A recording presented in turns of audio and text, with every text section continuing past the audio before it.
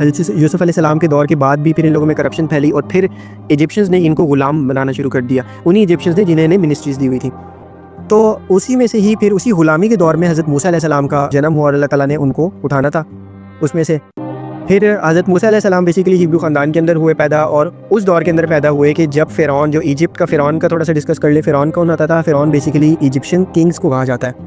اگر فرعون کی بات ہوگی، ورڈ فرعون یوز کیا جائے گا، اس کا مقصد یہ نہیں ہے کہ اسپیسیفکلی حضرت موسیٰ علیہ السلام کے دور کا فرعون، ہر دور کے فرعون الگ الگ تھے۔ تو حضرت موسیٰ علیہ السلام کے دور میں، یعنی جب حضرت موسیٰ علیہ السلام پیدا ہوئے، تو اس دور کا جو فرعون تھا اس نے ایک خواب دیکھا۔ اس خواب میں یہ تھا کہ حضرت موسیٰ علیہ السلام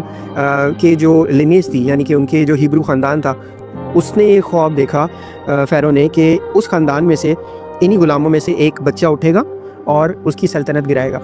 اب اس کو اپنا ڈر لگا اور اس نے پھر کیا کیا کہ اس نے یہ حکم دے دیا سب ایجپشنز کو اور اسی فیرو نے کہ جتنے بھی ہیبرو خاندان کے اندر بچے پیدا ہوئے ہیں اور جوان بچے ہیں، چھوٹے بچے ہیں، جو نئے نوزائیدہ بچے ہیں، ان سب کی گردنیں اڑا دی جائیں اور انہیں ختم کر دیا جائے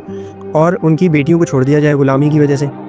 اس حکم کی وجہ سے پھر ایجپشنز نے، ان کے جو سولجرز تھے، ان لوگوں نے قتل و غارت شروع کر دیا، اور پھر اس طرح سے اللہ کی ذات کا امر ہوا کہ اللہ کی ذات نے ان کی بیٹی، ان کی جو ماں والدہ تھیں حضرت موسیٰ علیہ السلام کی، انہیں حکمت دی کہ حضرت موسیٰ علیہ السلام کو انہوں نے ایک ٹوکری کے اندر ڈالا اور ان کو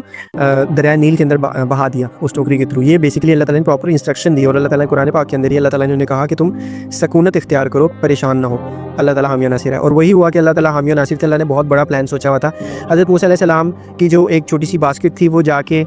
اسی ایجپشین فیرو کے دربار کے پاس جا کے رک گئی، اور اس کی جو بیوی تھی اس نے اس بچے کو دیکھا، حضرت موسیٰ علیہ السلام کو دیکھا، اور اس نے کہا کہ میں اس کو اڈاپٹ کرنا چاہتی ہوں۔ اور بس پھر اسی طرح ہی حضرت موسیٰ علیہ السلام کی اس فرعون کے بیٹے کے ساتھ پرورش ہوئی۔